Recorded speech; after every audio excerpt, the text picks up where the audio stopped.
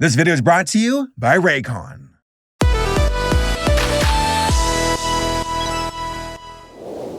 Hey folks, how's it going? Today I am talking about the newest film from Pixar called Turning Red. And I won't get stuck on, leading up to this video. I will comment on it right now though.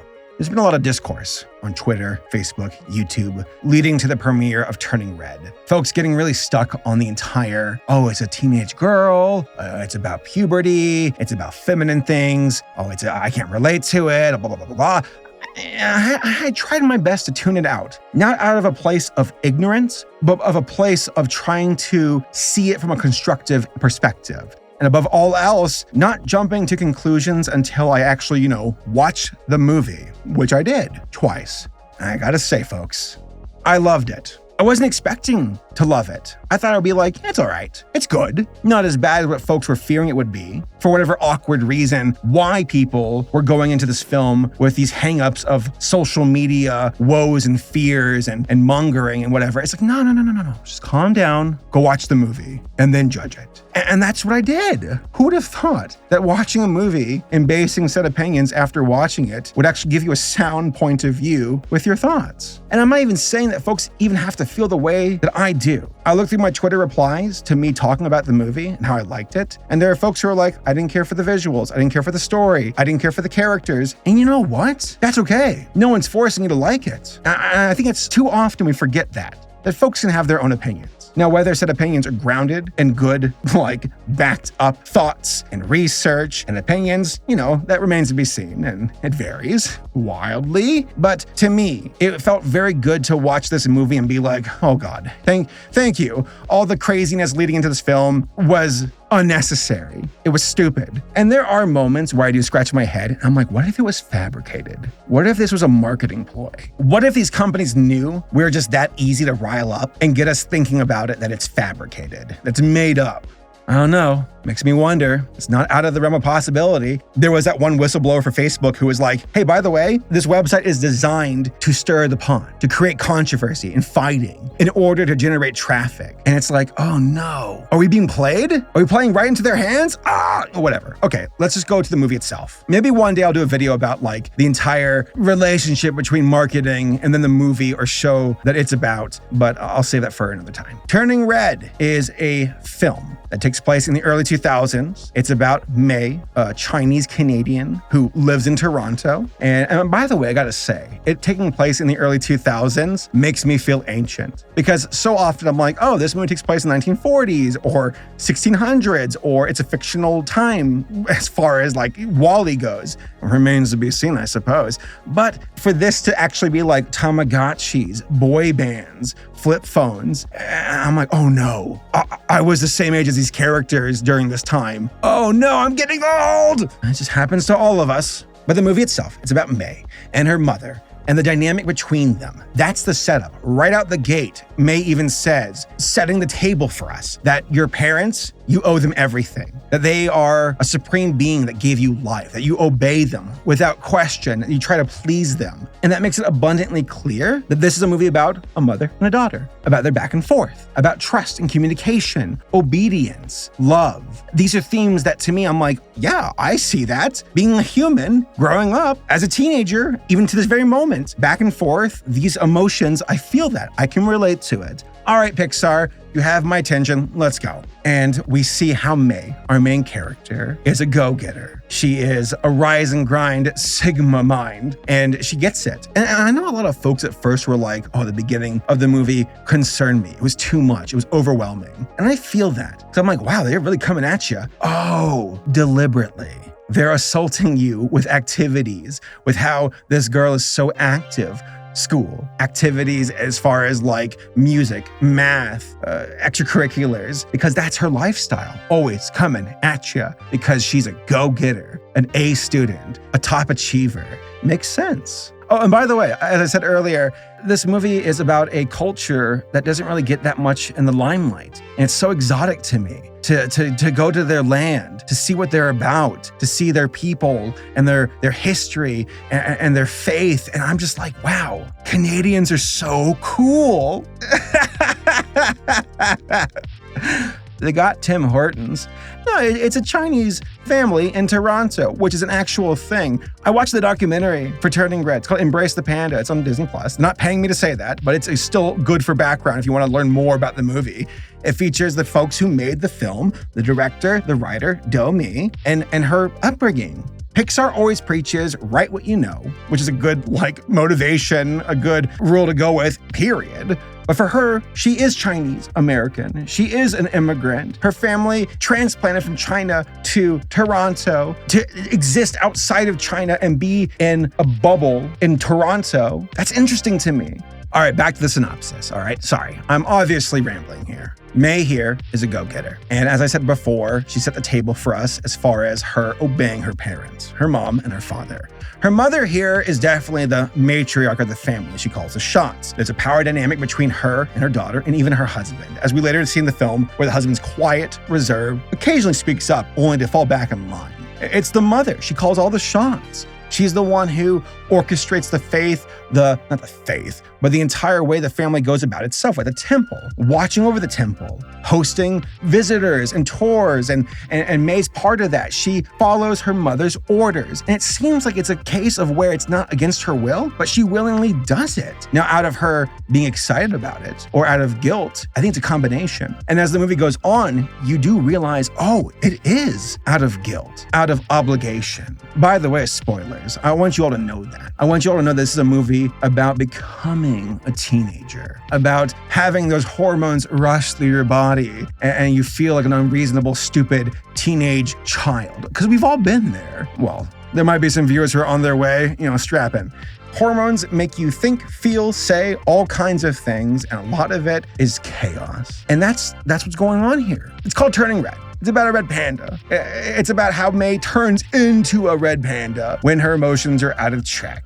The story goes that apparently this temple with the family hosts this one lady. According to the mother, it's like this lady who had these two daughters, and in ancient China, she prayed for protection, and the gods granted her this gift of being able to turn into a giant red panda in order to defend her family from raiders, because all the men were off fighting a war. So now she has this gift to turn into a giant red panda and defend her family. But as time went on, it became more of an inconvenience, according to the mother. And that's where we are, where it's like, oh gosh, the daughter here, May, is going crazy with this power. She doesn't know what's just happening. And it's all, an allegory. It all represents puberty. To go from an obedient child to a raging, hormonally charged teenager. The dynamic between the mother and the daughter now being challenged, where she's turning into a giant red panda, which, by the way, the panda looks cute. I love the design. It's fantastic. And I also wonder how much of this is taken into account where it's like, pandas? Kung Fu Panda? China? Can we sell this film to China? Probably. Disney's always expanding their markets, wanting to get that dosh, and I'm certain that's the case. I'm certain that Disney takes it into account because, international markets can be highly impactful of the success of a film. And when you look at Kung Fu Panda in China, it did the numbers big time. And maybe Disney was hoping for the same thing with Turning Red. It's Chinese, that's relatable. About families, that's relatable. Red pandas, ooh, that's pretty good. Just keep the gay stuff, on the DL, which I won't get into, but there was some letter written from Pixar to Disney corporate being like, yeah, can you stop removing all the gay stuff from our movie? We kind of want to tell these stories. And Disney's like, yeah, no, yes, maybe? I don't know. Which one pays us more? We're companies. We don't actually have ethics. We just want them to make money. That's an entire discussion for another time. So we're introduced to the friends of May, friends who are go-getters as well, some of them, not as much as May, but they're little units, this chemistry, one that the mother doesn't really approve of. And that's where we really see the give and take of it all, the gaslighting, the guilt, where May wants to be obedient and to satisfy her mother's wishes and make her happy. But also she's torn, where she wants to be with her friends. She likes to dance. She wants to go see boys and be a teenager and go to concerts. That's another big running theme in the movie. It's something called Fort Town, which is obviously a homage to NSYNC and Backstreet Boys, the boy bands from the early 2000s, and how these girls are trying to raise money to go to the concert. A concert the mom's like, you shouldn't go to that. These boys are gyrating. It's gross. And you know what? That's such a teenage mom teenage parent back and forth. They don't see eye to eye. And that's really the backbone of the movie. Themes of obligation, guilt, trying to keep your parents happy, obedience, and then the wanting to go be yourself, an individual, be with your friends, to leave the family unit and express yourself. That's the movie. So when folks are like, I can't relate to that, I'm like, were you never a teenager?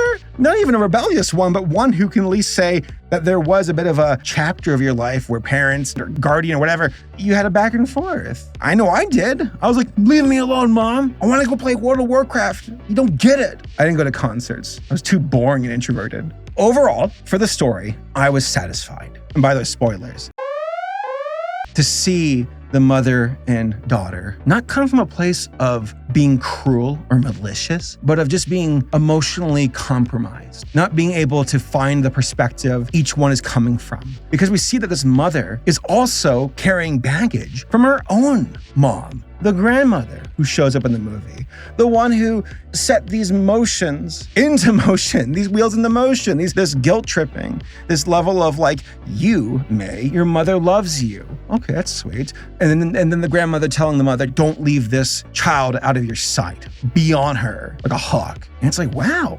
1990s had Disney, Pixar villains that were kind of like obvious, like Scar in Lion King or Sid in Toy Story. And now we're here in the 2020s. Family trauma. It's apparently, the villain. Encanto, family trauma. Generational trauma. Gaslighting and guilt trips. Same thing here for like Turning Red, where it's like, oh, there is no real villain. It's just emotional baggage from your family putting on so much pressure for you, That's kind of relatable. This entire coming of age thing, Pixar's done before. Inside Out, we kind of saw it with Brave, with the back and forth with Merida and her mom, though at that point she was a young woman, but still like being pressured into doing family obligations. I feel that. Pixar is so good at finding stories that are human at its core, with characters who are going through the same kind of emotional distress, duress that any of us would, but then you amp it up with something that's kind of fun and fictional, Woody having trust issues, feeling like he's being left out. I like to think that many of us have felt that before, which is why Toy Story resonates with us so much. And I see that with Turning Red, with this rift between a mother and her daughter, where they think that there's best interest at heart, when in reality it's a lapse in communication. It's good. And the pacing's fantastic. I watched the movie twice, the same day. I was never bored. It was so good. I liked it. Now, I know that there's that entire visual discussion with CalArts, which makes me want to just throw my head into a wall, Whether you hate it or like it, I'm just so tired of this discussion. And it can honestly be its own video. But as far as the style goes, I think it works. I did have my reservations where I was like, the teeth are kind of weird, the lips are kind of weird. I don't know if I'm going to like this. But then I watched the movie, and after 10 minutes, I'm like, this works. I don't love it, but it works. And to be honest, I think it's a better juxtaposition for the story, where if it was too realistic, it might have been too much of a downer. But there's this cartoony energy visually for Turning Red, with the eyes, the expressions, the snappy action and movement and physical humor. I was laughing out loud at a lot of jokes in the movie with just the movement of the characters when May had her diary. And I see folks who are upset, where they're like, oh my gosh, the girl's drawing smut in her journal. It's inappropriate for a Pixar film. Really? Nah, that's your hang up, Okay, you can feel what you feel, but were you never a teenager? Were you never a teen hormonally charged and amped up on, that's how they feel. And to shame them for it, to think it doesn't exist, is quite ignorant in my opinion. If anything, I think it's kind of healthy to acknowledge it, that teenagers can be imperfect. Because you know what? They are. We're all imperfect. Especially teenagers. They're going through changes. May did, her friends did. And I also like how, along with their imperfections and their flaws as character traits go, visually, they also kind of fit that with moles, with their eyebrows, with their hair, with their braces. You're an awkward teenager. You don't know what the hell you're doing. And I think Turning Red really captured that. The awkwardness of it all. The impulsive feelings of one day you're like, oh, I'm hanging with my friends. The other day you're like, whoa, Johnny J down the hallway is looking pretty good. And it's like, yeah, because hormones will take you for a trip and you better hang on for dear life. And that's what I see here. And I know I've been rambling. I see a coming of age story of a girl who was going through the ringer of puberty. The panda itself represents that. How it's something where the emotional highs of being the panda, the emotional lows, trying to process it, trying to cope with it. The guilt-driven aspects of a mom expecting everything from you, and also a mom who is imperfect too. We see her baggage from her own upbringing. How she was brought low because, spoilers, she also turned into a panda. It's a generational thing with the family because she wanted to be with May's dad. That was an entire chapter. And May's dad's a great character. I think he's a real MVP. How he's this quiet guy, but he actually is empathetic. He has empathy for his daughter, for his loved ones, and he cares for them. Despite being quiet, he's thinking and he helps and he's a loving person. And then the mom herself being brought low where she's like raging at the end. It's like an entire kaiju scene where I'm quite certain at this concert like 17 kids were smashed. So to me, in tandem with the characters and their flaws, using the panda and the transformation as symbolism, as a way to represent puberty, going through the ringer of being a teenager. And I know folks who are like, the red moon, red panda, tampons. It's like, oh, come on, grow up. Yeah, just grow up. Girls have periods. If you don't know that, then I feel bad for you. You know, just get over it. And I think it's good to actually like have discussions about this, to be able to say, this is a thing about life. And yeah, initially it's awkward, but get over it. All right. And even then, I don't think it was that prominent of a point in the movie. And to actually not include it in the movie would have been a disservice and would have been cowardly. So I'm like, yeah, I'm glad that Pixar kind of nutted up. Of course, I say that as a way to talk about being a feminine, puberty moment. But they have enough of a backbone to say, like, is it that time of the month? You may get your tampons. It's like, yeah, do it. I think we've all can take it. And the same thing with there's a moment where the mom's like, you're trying to give drugs to my daughter, use drugs. I was like, wow, they said drugs in a Pixar film? Are they going to say bad words next? Is Buzz Lightyear in the Lightyear movie going to say bad words? Fortnite words? I don't know. It's rare for me to just hop in the recording booth and just ramble. I typically have a script. I typically have some semblance of order. But this movie makes me feel and think, and I just wanted to go off. Really, I really did. And I'm sure I'm forgetting important things that are on my script that at this point I'm just forgetting to mention. But I'm just going with the flow. And I'll say this. Does the movie have issues? Do I have hang-ups? Occasionally. There's the entire thing with May trying to hide the panda, her turning into the panda. You're trying to keep it a secret from your mom, but you're turning into a panda in front of the entire school. That's a bit risky. It's a bit of an oversight. Oh, all this money and information, you're hiding it under your bed in your house when your mom could just lift up the bed sheet and find it. I felt a bit reckless. But my grievance says for little logistical things like that, where it's like, someone could have discovered your secret at school, which you're just kind of showing off willy-nilly. Or you're hiding it under your bed, which your mother picked up a journal near the bottom of your bed at the start of the film. So it's a little bit of an oversight. It's forgivable. That's fine. And again, this entire back and forth dynamic between the mom and the daughter, where the mother is like, oh, my daughter's not capable of doing wrong. It's her friends. They're the problem. And then May being like, oh, who's my allegiance to? My friends? My mother? I don't know. It's so real to me. It really is. So, in summary, because I know I'm rambling, and I apologize, I think Turning Red was excellent. Visually, outstanding. The character designs with the mouth takes some getting used to, but I got used to it. I think it worked. The emoting with the eyes, the face, some good physical comedy and gags and snappy action. I love that. I thought it was great. You can really see how Pixar's trying to break the mold of their typical art house style and do something different. I blame Spider-Verse. I think Spider-Verse made them go, you can do something different and you'll be fine. And that's what we're seeing here. So all these folks with their grievances with Turning Red, it's like you're pigeonholing Pixar to a singular style. Let them experiment. Let them explore. That's what got them where they were in the 2000s to begin with, was exploring and trying things out. From talking fish to French people with rats on their heads. So ultimately, I love this film. I'm going to say something that might give me some flack here. I liked it more than Luca. Luca was very good, but I like this more than Luca. And I'm excited to see where Pixar goes next. I really am. Visually, with new talent, writers, directors, with characters, to see what they can do. And I'm just thankful that we're getting original content, you know? I'm good with the sequels. Let's keep pushing this original direction. I say that, of course, with like a Buzz Lightyear movie coming out later this year. But those are my thoughts about Turning Red. I apologize they're so disorganized, but I watched the movies. I just hopped in the recording booth and I just went for it.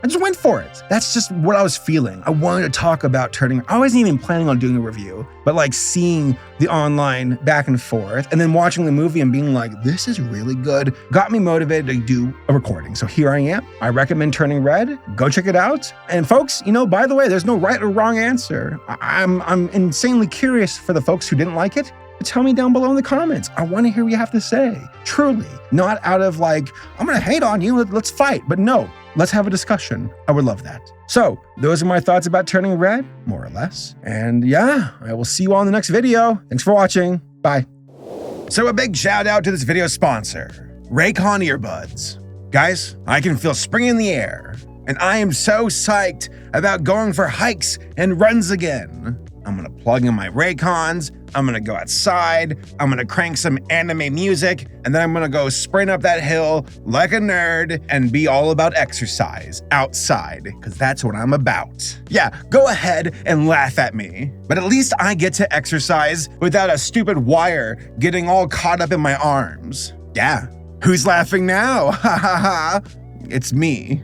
I'm laughing. Ha ha ha. Jokes aside, my Raycons have been so excellent to me. I use them while doing chores, while walking my dog, while working out, and I use them all day long. These things have a long battery life that can go up to 8 hours at a time, so I never have to worry about inconveniently stopping to recharge my earbuds. They last for my entire workday. I mean, it's no wonder why Raycon's everyday earbuds have over 48,000 5-star reviews. That's because Raycons are priced just right. You get quality audio at half the price of other premium audio brands. Plus, the recharging case is very potent and bumps the charging capacity of my Raycons to 32 hours. On top of that, my earbuds fit so well into my ears and are very comfortable. Raycons even come with earbud gel tips, so you can get that perfect fit for you. They are not gonna budge. Trust me. Here, watch me shake my head violently, left and right,